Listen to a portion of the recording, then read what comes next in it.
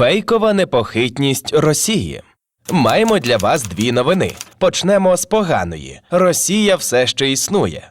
Добра новина – вона обов'язково розпадеться. Це не афірмації і не результат розкладу карт Таро. Це сухий аналіз тієї сукупності факторів, що відбуваються всередині Росії. За останні 20 років Кремлю та російським пропагандистам вдалося сформувати в уяві багатьох людей фейковий образ Росії. Вони запевнили інших, а частково навіть себе, що Росія – це монолітна, стабільна та непохитна держава.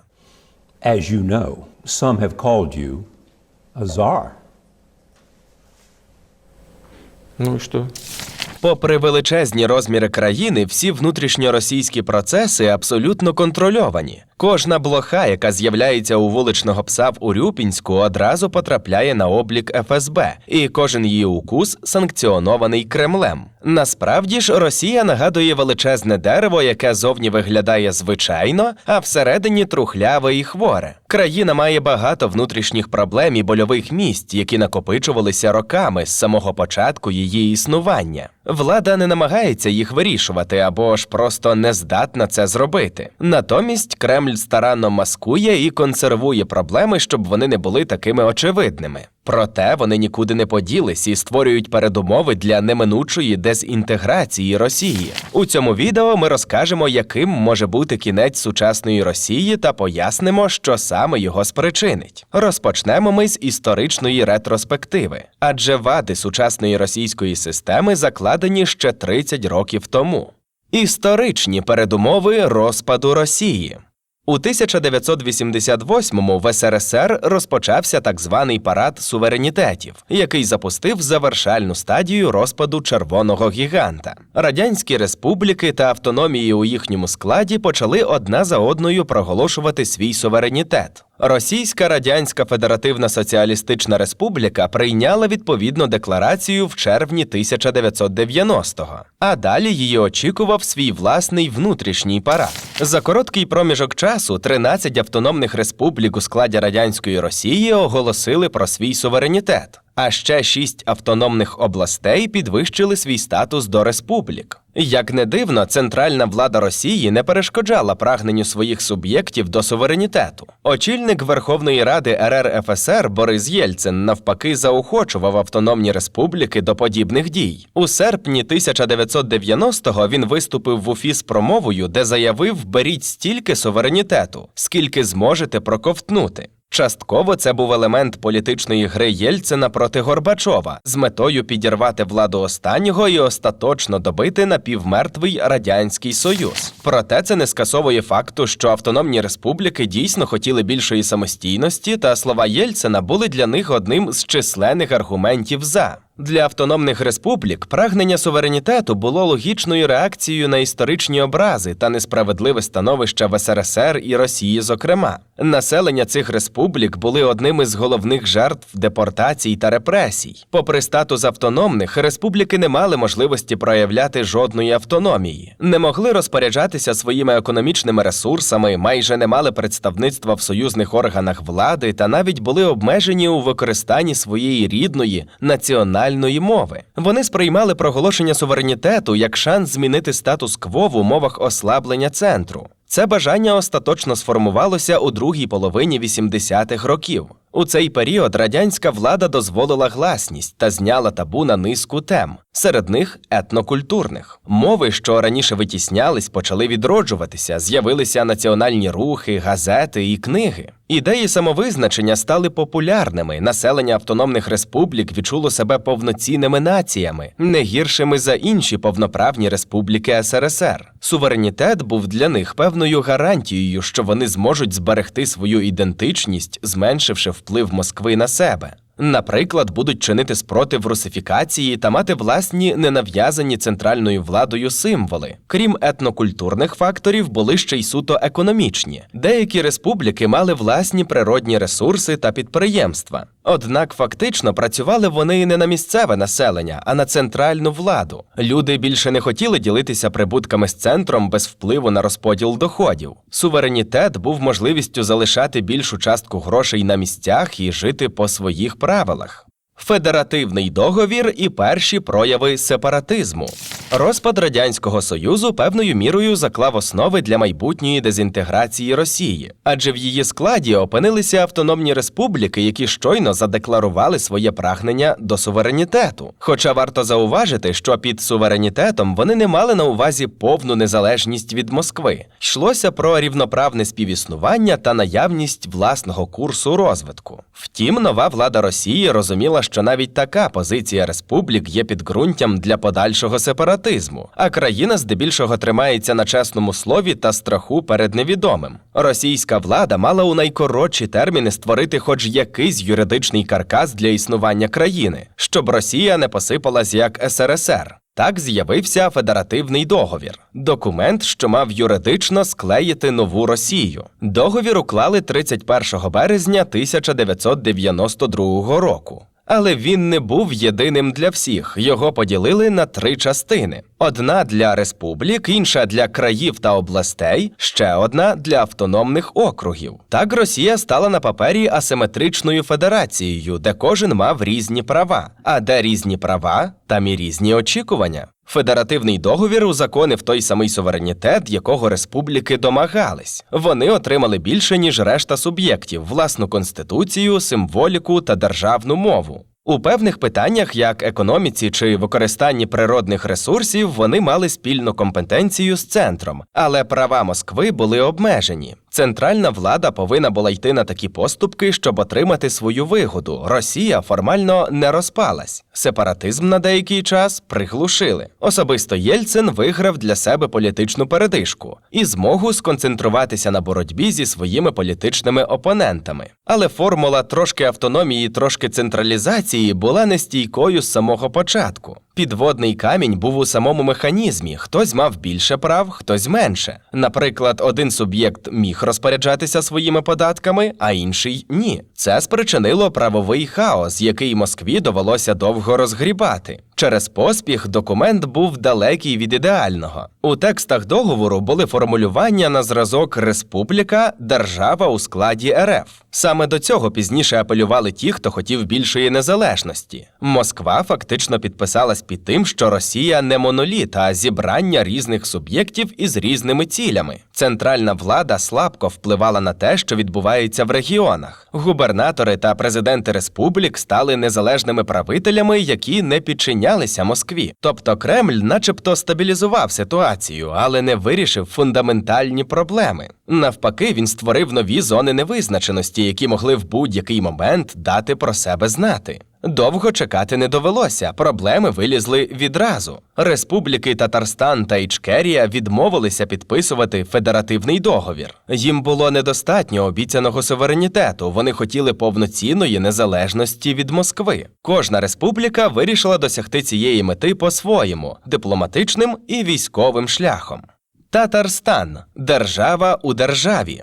30 серпня 1991-го Татарстан проголосив декларацію про державний суверенітет. А вже в жовтні того ж року Верховна Рада Республіки ухвалила акт про державну незалежність. Татарстан офіційно не визнав себе частиною Росії і планував входити в нові союзи як окремий суб'єкт міжнародного права. Наприклад, Казань прагнула стати співзасновником СНД на рівні з Україною чи Казахстаном, але через тиск Москви ідею не вдалося реалізувати. Втім, влада Татарстану не покинула курс на незалежність. 21 березня 1992-го в республіці відбувся референдум. 2/3 жителів проголосували за визнання Татарстану суверенною державою. Через 10 днів після референдуму у Москві підписували федеративний договір з іншими регіонами. Вже у травні 1992-го місцева влада закріпила особливий статус республіки. А восени з'явилася Конституція Татарстану, в якій чітко зазначено, закони республіки вищі за федеральні.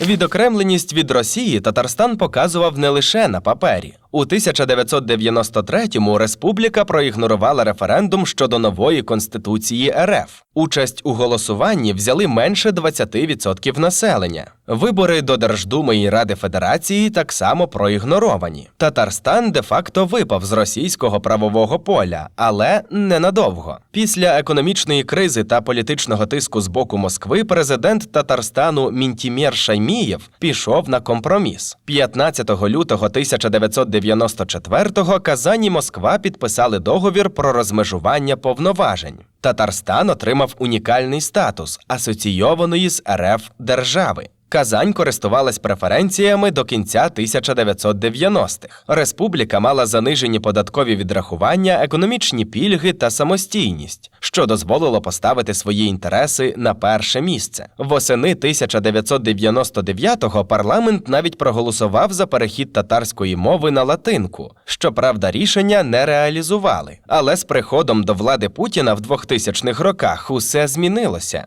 Татарстан поступово втратив контроль над законами, ресурсами, мовною політикою. Конституція республіки змінилася і стала майже не відрізнятися від Конституції РФ. У 2007-му Казань і Москва повторно уклали договір вже без особливих умов. Через 10 років його дія завершилася, і Кремль навіть формально не став його продовжувати. Відтоді Татарстан просто ще один суб'єкт федерації, де навіть татарська мова в школах тепер не обов'язкова. Символічна автономія залишилася лише на словах. Але чи зникла тяга населення до незалежності? Минуло не так багато часу, щоб в Татарстані забули, як це – не перебувати під контролем Москви. Татари залишаються найбільшою нацменшиною Росії, та в разі послаблення центральної влади їхні старі бажання можуть повернутися. Принаймні, приклад іншої незалежної республіки Ічкерії доводить, що боротьба ніколи не зупиняється.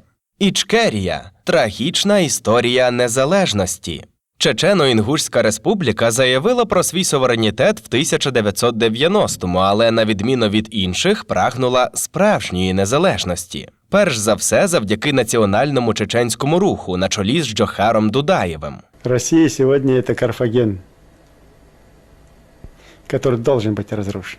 Ще до остаточного розпаду СРСР вони оголосили про створення незалежної Чеченської республіки Ічкерія, без Інгушетії, яка вирішила стати частиною РФ. Нову республіку ніхто не визнав, крім Верховної Ради Грузії у 1992-му. Однак це не завадило Ічкерії де-факто вийти зі складу Росії. Ічкерія проігнорувала і Федеративний договір 1992-го, і Конституцію РФ 1993-го. В республіці пройшли свої вибори президента та парламенту. У Грозному сформувалась вертикаль влади, хоч і нестабільна, як у будь-якої молодої держави. Це була справжня незалежність з кордоном, митницею, урядом і армією. На території республіки діяли власні закони, та навіть в грошовому обігу були не рублі, а долари. Здавалося, що вже і в Кремлі змирилися з незалежністю республіки. У 1992-му Москва і Грозний домовилися про вивід російських військ з території Ічкерії. Утім, як ми знаємо, жодному слову росіян вірити не можна. Їхні дії виявились нічим іншим, як виграшем часу для себе. Москва хотіла розібратися зі своїми іншими проблемами та наростити хоч якісь м'язи, щоб перейти до вирішення чеченського питання. Вже у 1994-му Росія посилила тиск на Ічкерію з метою приєднати республіку. Дипломатичний шлях був не в пріоритеті у Кремля, тому дуже швидко росіяни перейшли до агресивних дій. Спочатку була економічна та транспортна блокада, а в грудні 94-го росіяни вторглися в Ічкерію.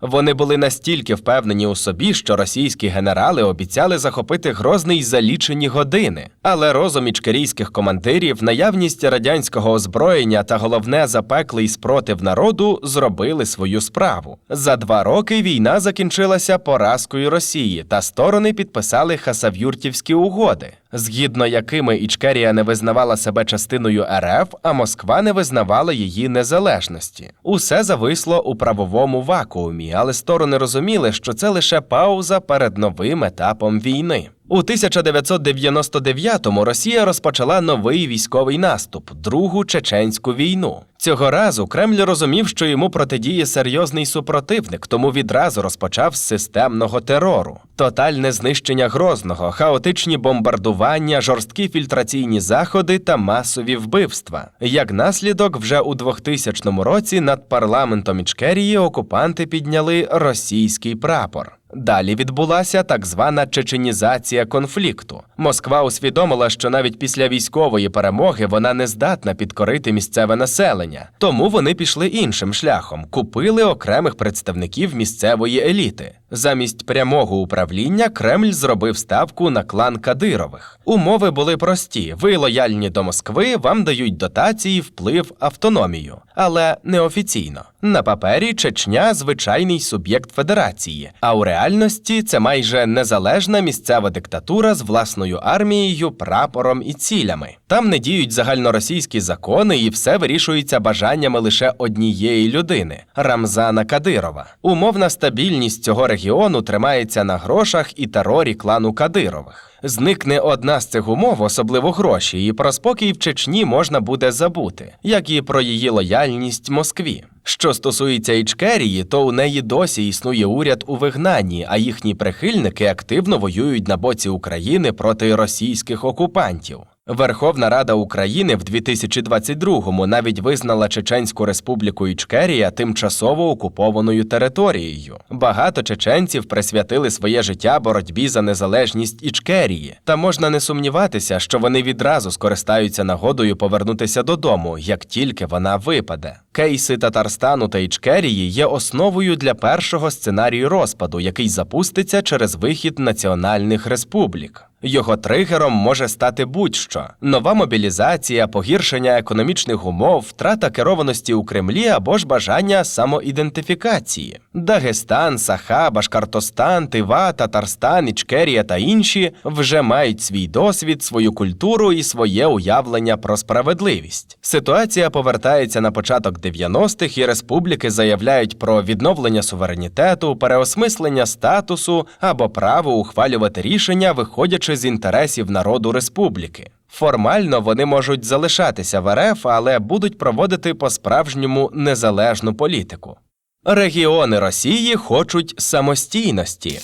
Навіть якщо прибрати з рівняння Ічкерію і Татарстан, то у 90-х роках Росія виглядала як погано зібраний конструктор. Кожен елемент зі своїм розміром, формою, кольором і правилами гри, які не підходять до інших. Губернатори областей могли відкрито ігнорувати накази з центру та започатковувати ініціативи, які в сучасній Росії виглядають фантастичними. Наприклад, у 1993-му Свердловська область вирішила, що їй недостатньо бути просто областю. Губернатор Едуард Россель заговорив про необхідність економічного суверенітету. Він хотів, щоб регіон де-юре залишався в РФ, а по факту був самостійним суб'єктом із власними законами, бюджетом і амбіціями. Так виникла ідея створити Уральську республіку. Це не була просто фантазія чиновника. У квітні 1993-го в Свердловській області відбувся регіональний референдум, де мешканців прямо запитали, чи підтримуєте ви створення Уральської республіки в складі РФ. Більшість відповіла «так». Що важливо, це був не сучасний російський псевдореферендум. Підрахунок голосів був чесним. Можливо, люди не до кінця усвідомлювали, за що голосують, але своє прагнення до більшої автономії точно висловили.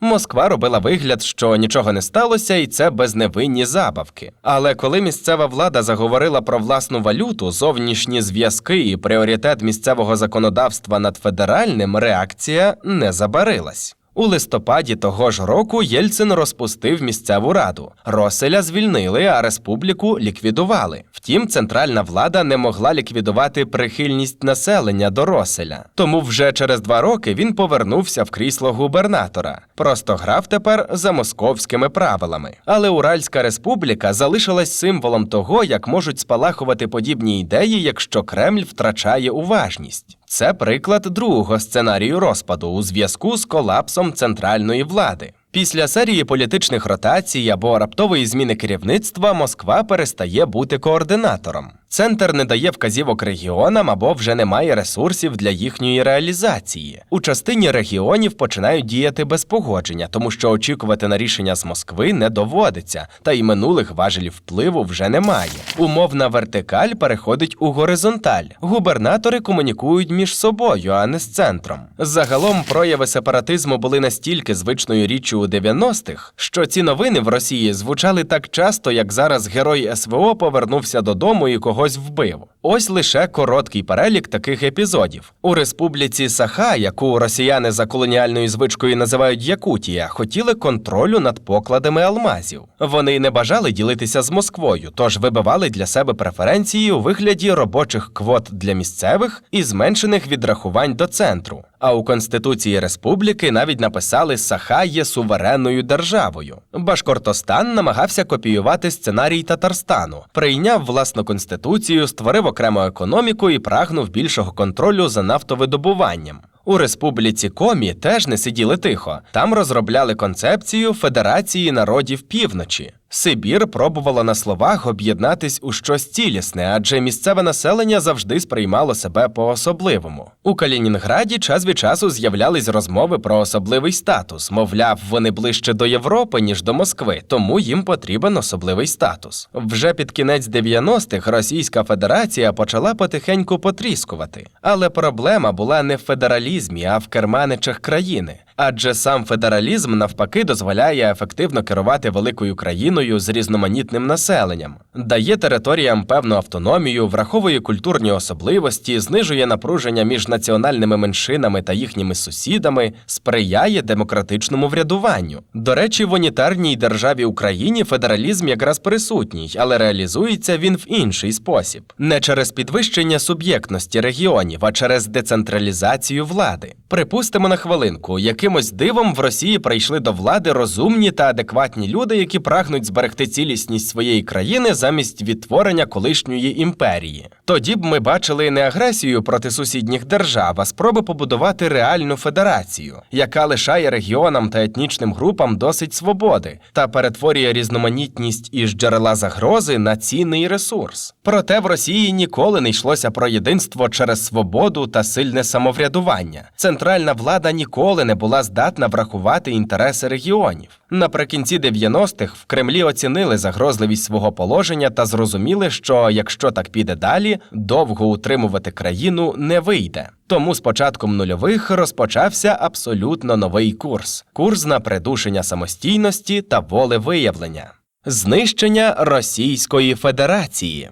Запевняємо вас, Російська Федерація давно знищена. Росія – це імперія, царство або просто держава-покруч, але ніяк не федерація. Вона існує хіба що як згадка в Конституції, а в реальності державний устрій повністю змінений. Усе спричинив прихід до влади Путіна, який почав жорстку централізацію. З 2000 року центральна влада Росії методично знищувала суб'єктність своїх регіонів і позбавляла їх будь-чого, що могло відокремлювати від Москви. Спочатку, в 2003-му, Путін скасував договори про розмежування повноважень, які були основою Федеративного договору 1992-го. Ще через рік він скасовує вибори губернаторів. Формальним приводом став теракт у Беслані. Путін пояснив, що необхідно посилити вертикаль влади нібито для забезпечення безпеки. Це знищило самостійність регіонів і перевело їх під повний контроль Москви. Навіть коли в 2012-му вибори повернулись, це вже була чиста формальність. Адже за кілька років політичне поле стало стерильним від опонентів, і незалежні кандидати просто не мали шансів на успіх. Як наслідок, наразі чимало губернаторів незмінно перебувають на своїх посадах понад 10 років. Такий самий сценарій очікував на республіки, які мали б бути начебто найбільш суверенними суб'єктами РФ. Спочатку там скасували вибори президентів, а потім повернули їх подобу. Хоча фактично це вибори без виборів і керівників просто призначають у Москві. Ба більше, керівників республік перестали називати президентами. Це стало нагадуванням всім, що президент в Росії один, тому в республіках тепер просто очільники. Так, Кремль вибудував бажану для Путіна вертикаль влади, де головний критерій для посадовців – лояльність до диктатора. Яскравий приклад побудованої системи – охоронці Путіна, яких призначали губернаторами. Наприклад, один з можливих спадкоємців Путіна – Олексій Дюмін. Спочатку він був губернатором Тульської області, а тепер секретар Державної ради РФ. Після зачищення місцевих еліт регіони цілком очікувано втратили у своїх правах від вивчення національної мови до контролю за податками і місцевими законами. Конституції республік тепер виконують суто декоративну роль та просто копіюють федеральну конституцію. Ніхто більше не питає, чого хочуть республіки. Їм не залишили механізмів, щоб це озвучити. Але це не означає, що бажань більше немає. Просто поки що вони мовчать або чекають свого часу. Сучасний стан Росії та нові сценарії розпаду. Здавалося б, Кремль усе зробив для себе правильно. Регіони зачистив, республіки приручив, вертикаль вибудував. Федерація існує лише в назві, а на практиці усі слухняно виконують те, що надходить із Москви. Втім, це геть не означає, що в Росії все спокійно та загроза розпаду минула. Ми вже казали, що Кремль маскує свої проблеми, але не вирішує. А вони вже з'явилися в кожній важливій сфері. Почнемо з економіки. Більшість національних республік Росії дотаційні. Серед них Дагестан, Тива, Бурятія, Інгушетія, Чечня, Карачаєво-Черкесія, Мордовія. Частка грошей із федерального бюджету в їхніх регіональних доходах становить від 60% до 90%. Вони залежать від Москви, але хто їх зробив бідними? Теж Москва. У цих регіонах є промисловість, корисні копалини або енергоресурси. Проте ці активи, як правило, оформлені на федеральні компанії або великі бізнес-групи з Москви чи Петербурга. Прибутки централізовано акумулюються і розподіляються через федеральний бюджет, а не залишаються в регіоні. Республіки не мають важелів впливу на розподіл податкових надходжень і не беруть участі у формуванні інвестиційної політики. За останні роки обсяги вливань не зростають, а у деяких випадках скорочуються. Це особливо відчутно в умовах інфляції та загального падіння доходів. Ситуацію погіршує війна з Україною, яка вимагає від Росії неймовірних вливань коштів. Під тиском санкцій і роздутих військових витрат Москва має забирати з регіонів ще більше. Задля цього урізаються дотації, а це означає скорочення соціальних програм і заробітних плат бюджетників. Наприклад, якщо в 2021-му дотації сягали трильйона рублів, то у 2024-му вони були на рівні 700 мільярдів. Як наслідок, більшість національних республік суттєво відстають від центральних регіонів за базовими соціальними показниками. Середня зарплата, доступ до якісної медичної допомоги, стан освітньої інфраструктури – все це нижче, ніж у Москві чи Санкт-Петербурзі, які забирають їхні гроші. Так само безробіття в республіках вище за середньоросійський рівень. Молодь масово виїжджає у великі міста або за кордон. Стан охорони здоров'я, освіти, житлово-комунального господарства незадовільний. У малих містах і селах фіксуються затримки зарплат працівникам бюджетної сфери, нестача лікарів і вчителів, проблеми з транспортом та енергоносіями. Ремонтні та інвестиційні програми урізаються або зупиняються. Це створює підґрунтя для третього сценарію розпаду – економічного колапсу. Проблеми з субвенціями і скорочення дотацій змушують багаті регіони та республіки залишати більшу частину доходів у себе. Далі піднімається питання економічної самостійності. Вплинути на ситуацію центр не може через обмеженість важелів впливу, адже сам Кремль зробив таку систему, де гроші – це основа лояльності. Важливо, що у людей забирають не лише гроші чи благо, а право на самоідентифікацію. Російська влада любить розповідати, яка у них багатокультурна країна. Але в реальності за останні 20 років у республіках РФ відбулось поступове згортання етнокультурної автономії. Це стосується мови і символіки, освіти і політичного представництва. Після змін до федерального законодавства 2018 року вивчення національних мов стало добровільним, а програми викладання скоротили. Як наслідок, різко впав попит на вивчення місцевих мов, тому що тепер батьки мають давати письмову згоду на це. Програми підтримки національних культур та мов майже повністю інтегровані у загальноросійську політику традиційних цінностей. У деяких випадках збереження ідентичності дозволяється лише в розважальному форматі. Фестивалі, костюми, фольклор. Спроби розширити культурну чи мовну присутність трактуються як політизовані або небажані. Навіть керівники суб'єктів перестали представляти місцеве населення, адже призначаються вони за принципом лояльності, а не репрезентативності. Часто це люди, які не мають етнічного, мовного чи регіонального зв'язку з населенням. Вони сприймаються як суто технічні керівники-чужинці. Їхні повноваження сильно обмежені, а парламенти республік фактично втратили законодавчу ініціативу. Їхня роль – дублювати федеральні закони, не створюючи нових політичних контекстів. Будь-яка політична ініціатива, яка виходить за межі затвердженого порядку, блокується на етапі обговорення. Але Кремлю навіть цього виявилось замало. Він сприймає регіони виключно як ресурс, тому готовий вичавлювати з них усе. Після повномасштабного вторгнення в Україну у 2022-му внутрішні суперечності в багатьох регіонах стали більш відчутними. Основним каталізатором стала мобілізація. За спостереженнями і регіональними звітами найвищі показники мобілізації у національних республіках. У таких, наприклад, як Тува, Бурятія, Саха та Дагестан, частка мобілізованих на 1000 населення була вищою, ніж у великих містах Центральної Росії. У деяких селах повістки отримали всі чоловіки призовного віку, включно з багатодітними. На цьому фоні у вересні 2022-го відбулись публічні протести в республіці Саха, Дагестані та Бурятії. Масовими їх назвати не можна, але вони стали рідкісним прикладом відкритого спротиву в регіонах. У внутрішньому житті регіонів усе це не спричинило прямої дестабілізації. Проте відчуття несправедливого розподілу тягаря війни, погіршення економіки та відсутність політичного представництва сформували нову точку напруги. Вона не озвучується, але фіксується. Це основа для 4-го сценарію розпаду – ідеологічної фрагментації. Наприклад, після поразки у війні або втрати частини територій офіційна риторика більше не працює. Ідея руського міра та об'єднання земель не цементує країну. У регіонах на зразок Бурятії, Калмикії, Якутії її і раніше сприймали більше як зовнішній проєкт. Тепер ці лозунги просто зникають з медіа. У республіках знову відбувається етнокультурний ренесанс – від мовного захисту до розробки власних символів.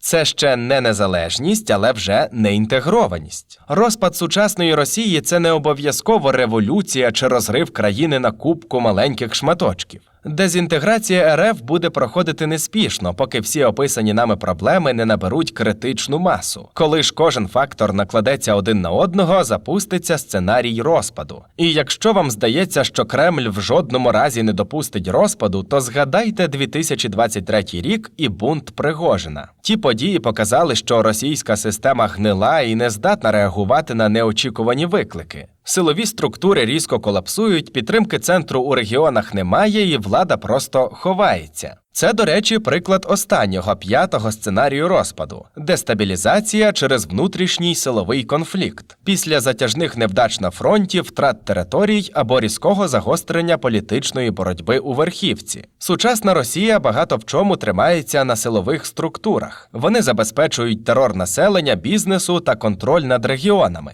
Зараз силовим структурам вистачає пирога, але в разі його зменшення їх обов'язково очікує міжвідомчий конфлікт. Армія, Росгвардія, спецслужби починають діяти розрізнено, без погодження адміністрації президента. У регіонах ситуацію сприймають як ознаку втрати керованості центру. Керівництво суб'єктів припиняє виконувати необґрунтовані розпорядження або намагається зафіксувати контроль над місцевими ресурсами. Публічно про розпад ніхто не заявляє, але колишня система ухвалення рішень уже не працює. Передумови для кожного з цих сценаріїв вже існують. Залишився тригер, яким може стати або війна в Україні, або зміна керівництва Росії. Тому розпад Росії – це не питання «якщо», а питання «коли» і «як».